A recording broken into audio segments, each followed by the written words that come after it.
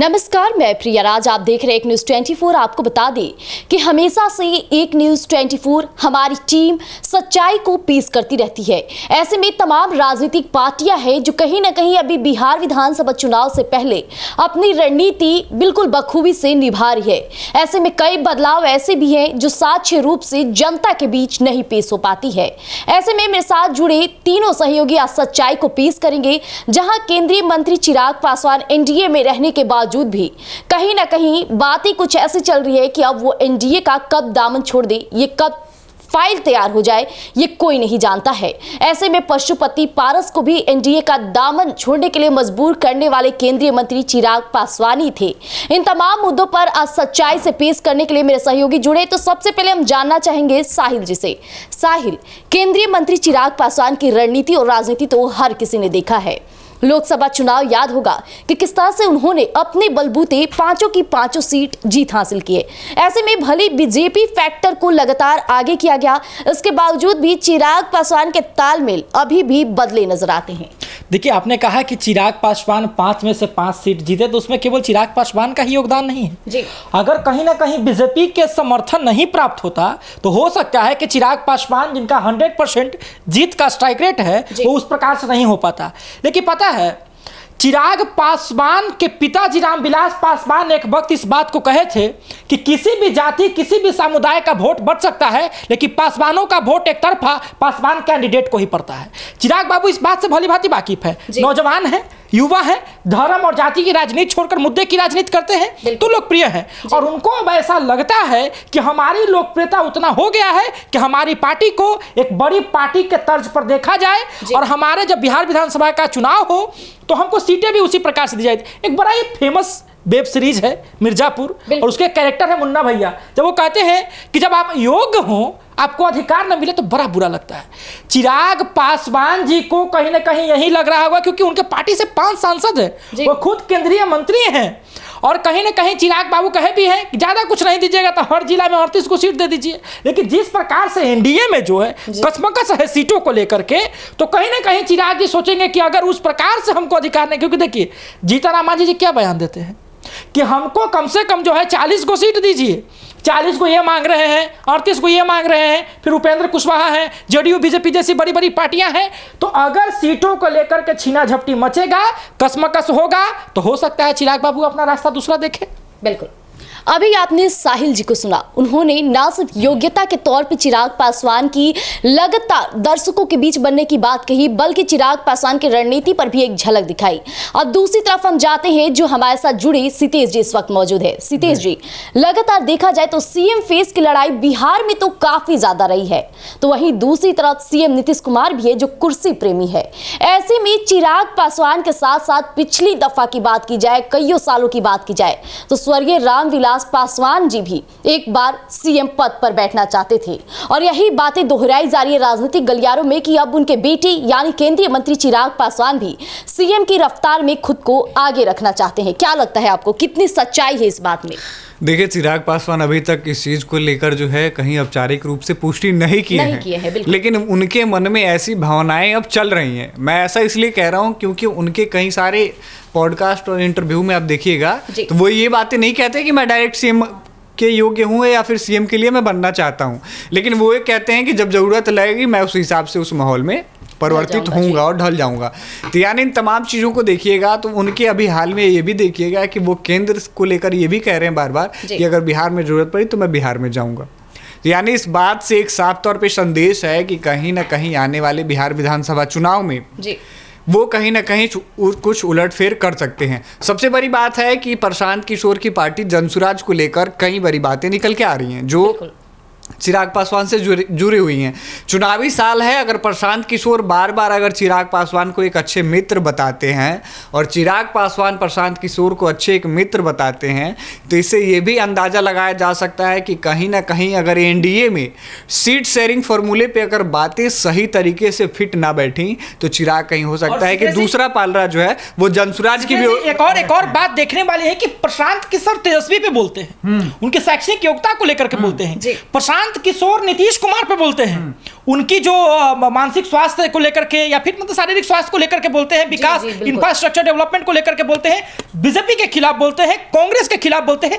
चिराग पासवान के खिलाफ मैंने तो एक को शब्द नहीं सुना, एलजेपीआर के खिलाफ मैंने एक को शब्द नहीं सुना। और आप तो समझ ही सकते हैं बिहार की राजनीति कुछ इस प्रकार से है कि आप जिसको साथ ले सकते हैं लीजिए, क्योंकि आपको भी जनाधार अपना मजबूत करना है। तो हो सकता है कि चिराग के बारे में कहीं प्रशांत किशोर सोच रहे हो, क्योंकि बड़े राजनीतिकार हैं, आप सबने सुना है जी।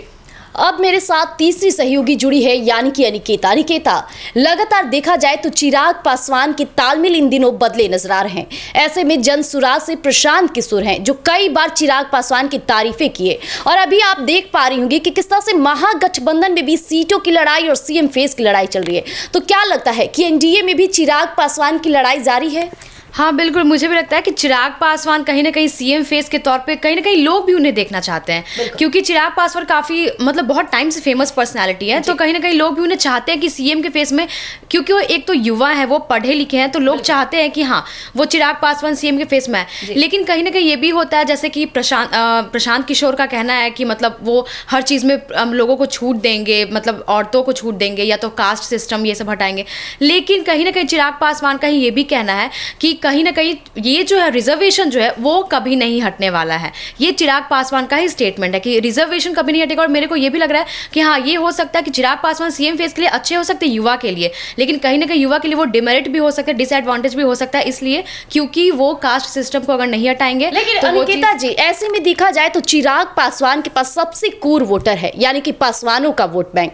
क्या इसी कारण की वजह से चिराग पासवान के अंदर ये अब धीरे धीरे लालसा बढ़ती जा रही है कि वो सीएम फेस के रफ्तार में आगे जाए? हाँ ये हो सकता है, इसलिए क्योंकि कहीं ना कहीं हम लोग को अच्छे से पता है कि बिहार में जो है वो मतलब जैसे जनरल ओबीसी ये सब जो ओबीसी या एससी ये सब कास्ट जो है वो ज़्यादा है, इन लोगों का दबदबा ज़्यादा है। तो उनको अच्छे से पता है कि इन लोगों का वोट उनको ज़्यादा मिल सकता है। और अगर वो जहाँ रिजर्वेशन का बात लाते हैं तो रिजर्वेशन आते ही जैसे ये वर्ड निकलता है लोग कहीं ना कहीं उसको सपोर्ट करते हैं। तो ये चीज़ है कि उनको पता है कि उनको अच्छा खासा वोट मिल सकता है, तो वो आगे सीएम फेस के लिए जा सकते हैं।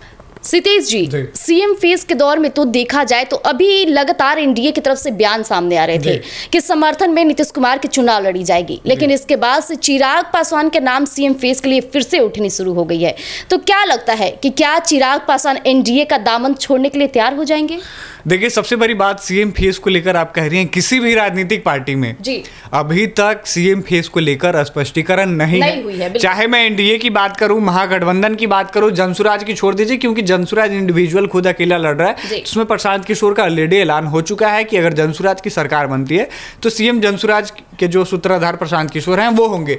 लेकिन अगर चिराग पासवान उसमें जाते हैं तो चिराग पासवान सीएम नहीं, डिप्टी सीएम बेशक हो सकते हैं। मैं कंफर्म नहीं कह रहा कि चिराग पासवान को सीएम या डिप्टी सीएम नहीं बना, लेकिन यहाँ एक पॉइंट नोट आउट करने वाली बात है कि चिराग पासवान को लेकर कभी प्रशांत किशोर की ओर से कभी कोई तंज नहीं कसा क्या, जैसा कि साहिल जी ने कहा।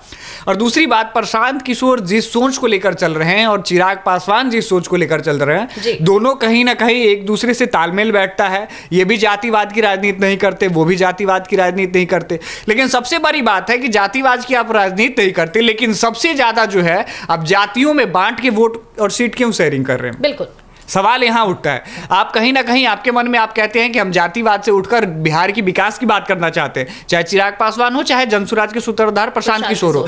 लेकिन जब सीट शेयरिंग की बातें आती है तो आपने पहले अलॉटमेंट कर दिया है कि महिलाओं को 40 सीटें दी जाएंगी, एसी एसटी और ओबीसी को इतनी सीटें दी जाएंगी। तो आपका कहीं ना कहीं सीट शेयरिंग फॉर्मूला जो है, इन्होंने एक बात की कास्ट सिस्टम को लेकर, तो इस चीज से सभी राजनीतिक पार्टियों को डर है कि अगर हम किसी कास्ट के ऊपर, अभी खासकर चुनावी साल है, अगर कोई भी टीका टिप्पणी करते हैं तो उससे सबसे ज्यादा नुकसान हो सकता है। क्योंकि अगर चिराग पासवान के, अगर पासवान समाज की बात की जाए तो लगभग इनके 5 से 6% वोट बैंक हैं।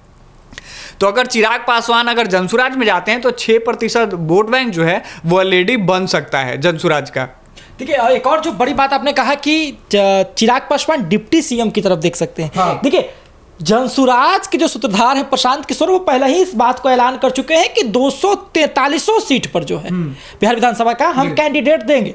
तो चिराग पासवान की पार्टी का गठबंधन जनसुराज के साथ होगा, इसका कोई समीकरण नहीं बनता। क्योंकि अगर वो हो जाएगा तो उनके अपने लोग नाराज हो जाएंगे जो कि सीटों के इंतजार में बैठे हैं। क्योंकि आप देख सकते हैं कि एनडीए के, इंडिया महागठबंधन के कई ऐसे लोग हैं जिनको सीटों की तलाश है, जिसको नहीं मिल पाए, क्योंकि सीटें तो लिमिटेड है, सबके लिए लिमिटेड है। वो सब छोड़ कर को है जनसुराज की तरफ। आप जनसुराज के कभी जब पास जाइएगा ना, तो आपको पास पता चलेगा कि वहां पर लोगों की भीड़ इतनी है टिकटें लेने के लिए कि बहुत ज्यादा। और जो आप बातें कर रहे हैं कि प्रशांत किशोर कहते हैं कि हम जाति की राजनीति नहीं करेंगे, चिराग पासवान का जाति की राजनीति, प्रशांत किशोर पहले ही ऐलान है बापू सभागार में कह चुके हैं कि सबसे अधिक अगर किसी को अधिकार नहीं मिला तो वो मुसलमानों की। कहीं ना कहीं आपने धर्म की बात कर दी। वो कहते हैं कि हम मुसलमानों को जो है उतना अधिकार नहीं मिला जितना मिलना चाहिए था, हम मुसलमानों को 60 सीट देंगे, 40 सीट देंगे। तो आप पहले तो धर्म की राजनीति की बात कर देते हैं। दूसरी तरफ का भी कहीं ना कहीं यही कहना है, चिराग पासवान का भी यही कहना है कि रिजर्वेशन तो कभी खत्म नहीं होगा। तो कहीं ना कहीं अगर युवा चाह रहे हैं कि अगर वो मतलब सीएम के फेस में आए, तो फिर ये बात तो सही होगा ही नहीं। बिहार में तो फिर ये चीज कभी खत्म ही नहीं होगा। जब आजकल के भी युवा आकर के ये बात बोलेंगे सीएम के फेस में कि मतलब रिजर्वेशन तो कभी नहीं खत्म, और कहीं ना कहीं बढ़ते ही जाएगा। देखिए मैं एक बात बताता हूँ रिजर्वेशन को लेकर के। मैं आरक्षण को लेकर के इस बात को कहता हूं, मैं क्रीमी लेयर का समर्थन करता हूं। अब क्रीमी लेयर क्या है आप इस बात को समझिएगा जरा इसके बाद, क्योंकि रिजर्वेशन क्यों जरूरी है, क्रीमी लेयर क्यों जरूरी है। जैसे मान लीजिए कि एक व्यक्ति है, उस व्यक्ति की नौकरी हो गई रिजर्वेशन के थ्रू, ठीक है, उसके घर की आर्थिक स्थिति ठीक हो गई। अब फिर वो रिजर्वेशन का यूज करके अपने बेटे को नौकरी लगवा देता है, उसके बाद उसकी आर्थिक स्थिति और मजबूत हो गई, फिर रिजर्वेशन का यूज करके वो पोते को नौकरी। तो रिजर्वेशन इस क्राइटेरिया में जो है कहीं ना कहीं उतना उचित नहीं है। लेकिन अगर आप क्रीमी लेयर पर आते हैं तो मान लीजिए कि किसी के पिता के, अगर मान लीजिए इंडिविजुअल व्यक्ति की नौकरी हो गई तो उसकी आर्थिक स्थिति बाकी लोगों, जो लोग बेरोजगार हैं, उनसे अच्छी है। तो क्रीमी रिजर्वेशन में जो क्रीमी लेयर आएगा ना, क्रीमी लेयर की जो हम लोग बात करते हैं, क्रीमी लेयर की, मान लीजिए कि अगर एक गांव में 100 दलित लोग रहते हैं, एक की नौकरी इस साल हो गई रिजर्वेशन से, तो अगली बार जो 10 सीटें आएंगी वो दूसरे लोगों को मिलना चाहिए। देखिए कहीं ना कहीं हम इस बात को नहीं नकार सकते हैं कि आरक्षण कुछ जगहों पर जो है ठीक नहीं है, लेकिन आरक्षण जरूरी नहीं है, ये भी चीजें जो है अच्छी नहीं, क्योंकि आरक्षण जरूरी है। बहुत सारा तबका अभी जो है ऐसा है जो कि पिछड़ा हुआ है। तो कहीं ना कहीं हम आरक्षण पे क्रीमी लेयर का समर्थन करते हैं कि एक ही व्यक्ति को आरक्षण न मिलता रहे, सभी को समान मौका और अधिकार मिलते जाए क्रीमी लेयर के तहत। आरक्षण मिलना गलत बात नहीं है, लेकिन इसको अगर आप एजुकेशन सेक्टर में नहीं रखें तो वो सबसे बेहतर होगा। क्योंकि कहीं ना कहीं यहाँ पे ऐसे भी लोग होते हैं जो लोग जनरल में होते हैं या ओबीसी में होते हैं या किसी भी मतलब अपने कैटेगरी में होते हैं, तो उनको वहाँ बुरा लगता है, उनको वहाँ पे उनके साथ गलत हो जाता है। अगर उनका मार्क्स ज्यादा होता है और उसके बाद अगर किसी और का कम हुआ तो फिर उसके तो वहाँ तो आरक्षण सही नहीं है ना। एक और इसमें बात है कि मान लीजिए कि कोई एक ऐसा वर्ग का व्यक्ति है, कोई ऐसा जिसको आर्थिक स्थिति जिसकी ठीक है। अधिकांशतः जो महादलित के लोग हैं, जो दलित के लोग हैं, उनकी आर्थिक स्थिति ठीक नहीं होता। तो क्या आप इस बात को नहीं स्वीकारते कि वो अपने पावर, संपर्क और पैसों का यूज करके वहां पर पहुंचता है? तो कहीं ना कहीं आरक्षण इसलिए जरूरी हो जाता है क्योंकि कम से कम नीचे तबके के कुछ जो लोग हैं, आरक्षण कितना % है? चिराग पासवान को सीएम फेस के लिए इसलिए युवा चाह रहे हैं कि कहीं ना कहीं वो आए तो ये सारी चीजों को कम करे। बिहार में अभी भी ये सारी जो चीजें हैं, तो उन सब चीजों को एटलीस्ट कम से कम करे तो ज्यादा अच्छा होगा। देखिए आप दोनों की बातों में मैं कुछ संशोधन करना चाहूंगा। सबसे बड़ी बात है, आप दोनों ने आरक्षण को लेकर बातें कही। चिराग पासवान का, अनिकेता का पॉइंट था कि चिराग पासवान को युवा इसलिए चाहते हैं कि जो रिजर्वेशन सिस्टम है उसमें चेंजेस आए, ठीक। और आपने एक बात कही कि जो रिजर्वेशन सिस्टम है उसमें क्रीमी लेयर की बात कही, ठीक, समर्थन करता हूं। सबसे बड़ी बात यह है कि जातीय जनगणना के आधार पर यहाँ सबसे बड़ी चीज जो निकल कर आई है सी वोटर सर्वे, उसके हिसाब से कोई भी ऐसी राजनीतिक पार्टी जो है वो आरक्षण को में छेड़छाड़ कर ही नहीं सकती, क्योंकि चुनावी साल है। आप भी इस चीज को समझ सकते हैं कि किसी भी अगर पार्टी ने अगर इस चीज को छेड़ा तो उसका पूरा वोट बैंक प्रभावित हो सकता है। तो आप चिराग पासवान से भी अगर ये आप उम्मीद रख रही हैं, प्रशांत किशोर से रख रही हैं, नीतीश कुमार से रख रही हैं, महागठबंधन से कर रख रही हैं, तो ऐसा होने वाला नहीं है। पहली चीज, क्योंकि जातीय जनगणना में ये चीजें स्पष्ट हो चुकी हैं। और दूसरी बात, सी वोटर सर्वे की अभी जो सबसे ज्यादा मुद्दा जो है वो चर्चे में है कि दूसरे नंबर पे प्रशांत किशोर आ रहे हैं, पहले नंबर पे नीतीश कुमार आ रहे हैं। तो क्या प्रशांत किशोर अगर दूसरे नंबर पे आ रहे हैं तो राजनीतिक पार्टियों में भी फूट होगी?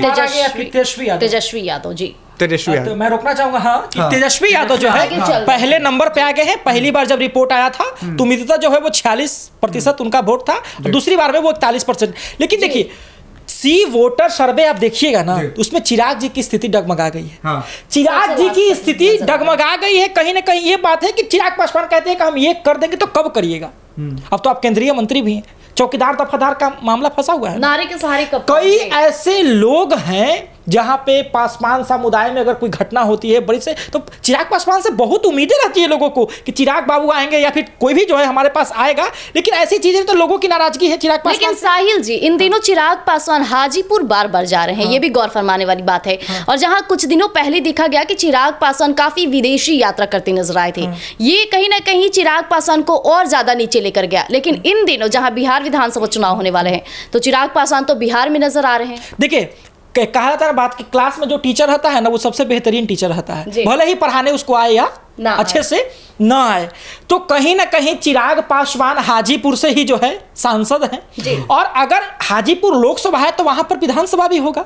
चिराग पासवान चाह रहे हैं कि जहां से हम सांसद हैं उसके अंदर में जो है सीटें आती हैं विधानसभा की, वहां पे कम से कम अपनी पकड़ बनाई जाए। ऐसा चिराग पासवान ही नहीं है, मोदी जी भी बिहार आएंगे, राहुल गांधी भी बिहार। देखिए, जहां चुनाव रहता है ना, यह स्पष्ट है, बड़े से बड़े नेता जहां चुनाव रहता है वहां की धरती पावन रहती है, वहां से लोगों का कोई पुराना नाता निकल आता है, वहां से लोगों को लगाव हो जाता है कि हम इसका विकास चाहे वो मोदी हो, चाहे वो राहुल हो, चाहे चिराग पासवान हो, सब लोग अब चाहेंगे कि जो है बिहार में हमारा लगाव। सतेज जी, आखिरी प्रश्न आपसे, लगातार इन दिनों जो सुर्खियों में है कि चिराग पासवान एनडीए का दामन छोड़ देंगे, क्या लगता है आपको कि वाकई क्या चिराग पासवान ये कदम उठाने के लिए तैयार हो चुके हैं? देखिए, सबसे बड़ी बात है, आपने कहा कि क्या चिराग पासवान जो है वो एनडीए को छोड़ेंगे जी। ये सवाल अपने आप में प्रश्नवाचक है, क्योंकि चिराग पासवान की पार्टी अभी तक इस चीज को कभी स्पष्टीकरण नहीं दिया। दूसरी बात, इन्होंने विधानसभा में एक परिणाम भुगत के देखे हैं जी। लोकसभा में बेशक इन्हें 5 आउट ऑफ 5 मिले, 100% स्ट्राइक रेट रहा, तो इस चीज़ को भी भुलाया नहीं जा सकता है कि वो किसके सिंबल पे जीते थे। तो चिराग पासवान कहीं ऐसा ना हो कि एनडीए अगर छोड़ के जाते हैं तो इनका जो बनाया है, और चिराग पासवान इस चीज़ को भी भली भांति जानते हैं कि एक पार्टी छोड़ने का मतलब है कि पद से इस्तीफा, तो चिराग पासवान के लिए मुश्किलें बढ़ सकती हैं। तो इसलिए चिराग पासवान, मुझे जहां तक उम्मीदें हैं और मेरा जहां तक आकलन है और सूत्रों की माने, तो चिराग पासवान एनडीए के हिस्सा रहेंगे।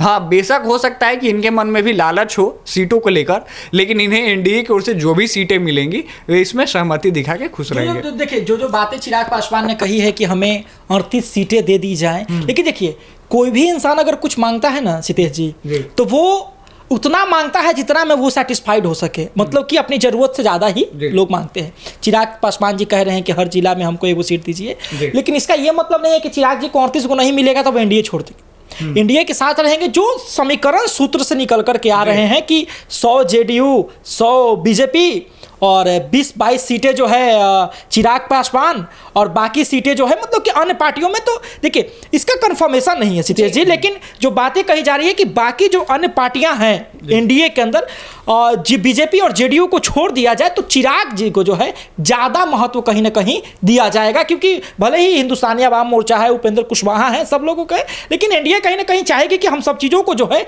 समेट करके रखें, क्योंकि अगर चिराग अलग जाएंगे तो एनडीए में जितनी जो घटक दल है वो कहीं ना कहीं सबको नुकसान कर सकते हैं। तो जैसा कि अभी आपने मेरे सारे सहयोगी को सुना, उन्होंने तमाम मुद्दों पर तो बातचीत की, साथ ही साथ चिराग पासवान की रणनीति के साथ साथ अगर वो ऐसे कार्य के लिए कदम भी आगे बढ़ाते हैं जो कहीं ना कहीं उन्हें खतरे की संकेत देता है, तो ऐसे में चिराग पासवान की कई रूपों को हमारे सहयोगियों ने पेश किया है, जिसके बाद से जुर्माने के साथ साथ देखा जाए तो चिराग पासवान की पूरी बायो हिस्ट्री भी निकल कर सामने आ जाती है। अब ऐसे में चिराग पासवान क्या करेंगे? बिहार विधानसभा चुनाव है, लुभाने की कोशिश तो लगातार विपक्ष पार्टियों की तरफ से भी चल रही है। अब देखना दिलचस्प रहेगा कि चिराग पासवान की अगली कदम क्या होने वाली है। तब तक के लिए हमारे साथ बनी रहिएगा एक न्यूज़ 24 पर। दीजिएगा इजाजत, धन्यवाद।